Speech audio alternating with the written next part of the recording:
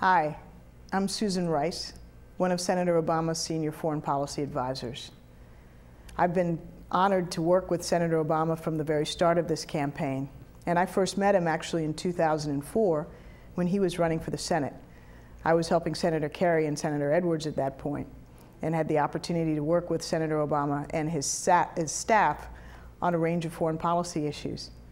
And I got to know him well when he came to Washington and took up his seat on the Senate Foreign Relations Committee. He reached out to a number of foreign policy experts and scholars in Washington. I was then working at the Brookings Institution and had the opportunity to get to know him and his staff well. And it's been a real honor to serve him through the course of this campaign.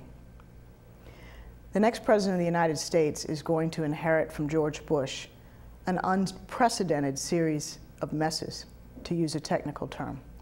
These messes include a war in Iraq that should never have been authorized and never have been waged, Afghanistan and Pakistan, which are slipping into a very precarious and dangerous situation. Al-Qaeda and the Taliban are gaining strength, stronger than they've been at any point since 9/11. And indeed, Al-Qaeda is reconstituting a safe haven from which it is attacking Pakistan, Afghanistan, our forces in Afghanistan, NATO forces, and plotting attacks on our allies and the U.S. here. Iran is pursuing a nuclear program unabated. China is rising, we hope very much peacefully, but that can't be certain. And indeed, Russia has acted in ways in recent weeks to remind us that its intentions towards its neighbors are aggressive. There's been a genocide moving into its 6th year in Darfur, and this administration has done nothing effective to stop it. Our alliances and partnerships in the world have been tattered and frayed, and our standing is at an all-time low. Our military is stretched near to the breaking point. And the world looks at us and unfortunately has images of Abu Ghraib and Guantanamo, torture and suspension of habeas corpus in its sights. This is the America that Barack Obama will inherit. The American electorate has a profound choice to make. Do they want to extend the Bush-Cheney term 4 more years, doubling down on all the failed policies that have gotten us into this mess, as John McCain and Sarah Palin would?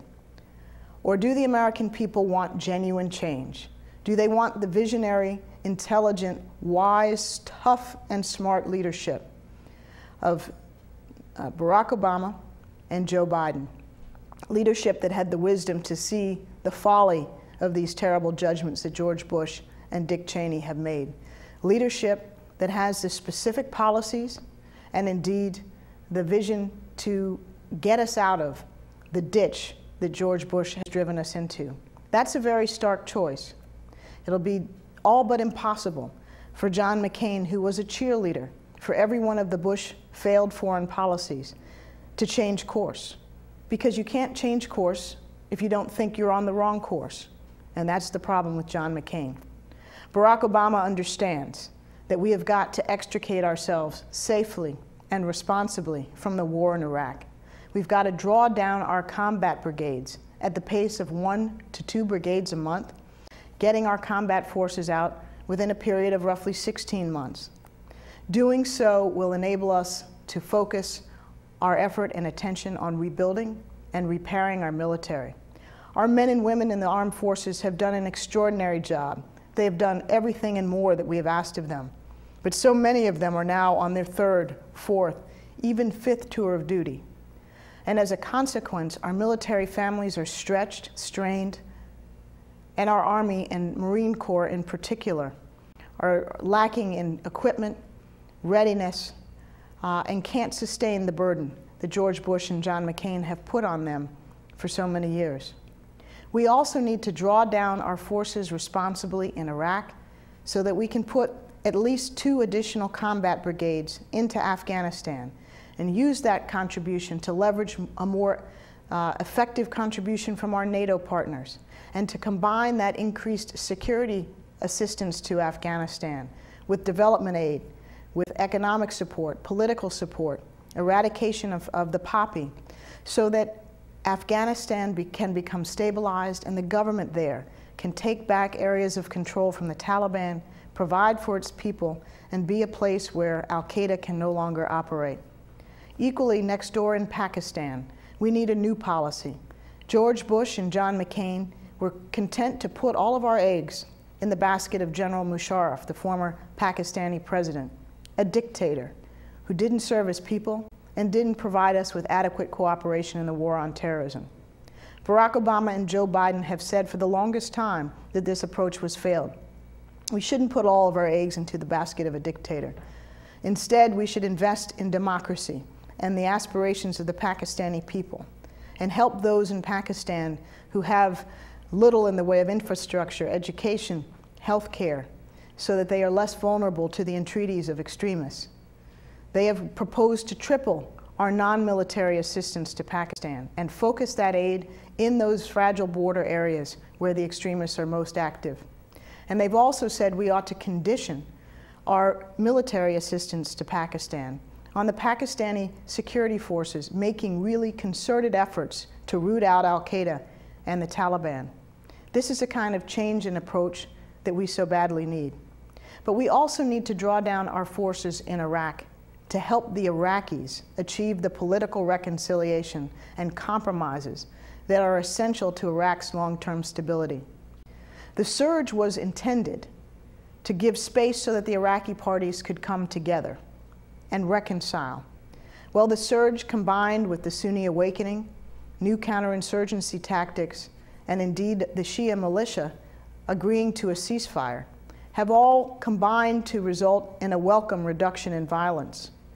But that reduction in violence has not been met by a comparable improvement in the political reconciliation among the parties. They remain divided on oil sharing, on an electoral law, on key issues that are at the core of their dispute. Barack Obama's view is that the best way to encourage, indeed to catalyze, the Iraqi parties to compromise is not to give them an indefinite blank check, stay there as a security blanket at the cost of $10 billion a month, while the Iraqis sit on a $79 billion surplus, as John McCain would have us do. John McCain would have us stay in permanent bases in Iraq indefinitely. Barack Obama's plan is very different. He says, let's convey to the Iraqis that we are going to withdraw safely and responsibly on a predictable timetable. And let's help them use that window of opportunity to come together to resolve their differences, to catalyze change rather than stay passively and await change that might occur one day, as John McCain would. Interestingly, the Iraqis are now saying that's exactly what they want. They want a clear timetable for the withdrawal of our forces, and their timetable is not dissimilar to Barack Obama's. The Bush administration, after resisting a timetable for so long, has reluctantly agreed. Only John McCain remains an outlier, insisting on permanent bases and an indefinite U.S. presence, even though the Iraqis don't want it, and it's their country, and even though the American people and our interests are not well served by staying there indefinitely. Barack Obama and Joe Biden will bring the kind of change we need, extricating ourselves from these messes that the Bush administration has gotten us into, and then leading us to a place of greater security and prosperity. Barack Obama is not running simply to clean up the messes that George Bush has left him, as important as that is. He's running also to leave our country and the world a better place by weaning us off of dependence on foreign oil with concrete, feasible plans to get us out from under the dictators who are controlling oil around the world. This is not something we can accomplish simply by drilling offshore. We need alternative sources of energy, renewable sources, and diversifying our economy, allowing us to be a leader in green technology so that we can create 5 million new jobs in this country through an investment in over 10 years of $150 billion in renewable clean energy alternatives. That's Barack Obama's plan. He recognizes that there's no silver bullet in the challenge of getting our dependence of foreign oil ended, and indeed in tackling the challenge of climate change. We have to employ all different methods: wind, solar, cellulosic biofuels, nuclear, clean coal. But most of all, we need to reduce our consumption, something you rarely hear John McCain talk about. That will lead us to a place of greater strength and security and a greater ability to leave to our children a safe and healthy planet. Barack Obama is also committed to bringing peace to parts of the world that have suffered for so long. He will make peace in the Middle East, peace between Israel and the Palestinians, a top priority of his administration from his earliest days in office. He won't wait until year 7 to take up this challenge. He will do as Israel and the Palestinians have asked of us, which is to continue to help them in their efforts to reach a two-state solution where a Jewish state of Israel and a democratic Palestine can live side by side in peace and security. Barack Obama is also committed to helping to end the genocide in Darfur. Going into 6 years of killing and maiming, and the Sudanese government still is not facing any meaningful pressure from the United States or the international community. Barack Obama and Joe Biden believe that tougher sanctions, combined with real assistance to help the UN African Union peacekeeping force stand up and protect civilians, is long overdue. These are among the important changes that Barack Obama and Joe Biden will bring. There are many, many more, and I look forward to discussing them with you in our online chat. But the choice facing you and the American people could not be more stark. It's more of the same versus dramatic change to get us out of the ditch that George Bush has driven us into, back on the road, and moving down a road in a direction that's positive and future-oriented. Barack Obama and Joe Biden understand the challenges of the 21st century. They recognize that this is not the Vietnam era, the Cold War, or the 20th century. We cannot, in dealing with Russia, for example, go back to the Cold War. We cannot be so simple as to assume that this new Russia, integrated into the global economy, non-ideological and yet aggressive, is the very same as the former Soviet Union. We can't put a round peg from the 20th century into the square hole that is the 21st century. We need new thinking, leadership that is in touch with today's realities, leadership that recognizes that increasingly the nature of the threats we face are not only from states, but are transnational in nature. Things like terrorism, like weapons of mass destruction, cyber attacks, genocide, disease, climate change, and environmental degradation. These challenges are those of the sort that can arise in any part of the planet and spread instantly to any other part of the planet. To tackle these challenges, we need strong partnerships with other countries and other peoples. Partnerships based on a willingness and an ability to cooperate effectively with us on these global challenges. That means we need strong alliances again. John McCain called our allies, France and Germany, adversaries in the run-up to the Iraq War because he didn't agree with their views on Iraq. If we view our allies as adversaries, we'll be incapable of tackling these 21st century challenges effectively.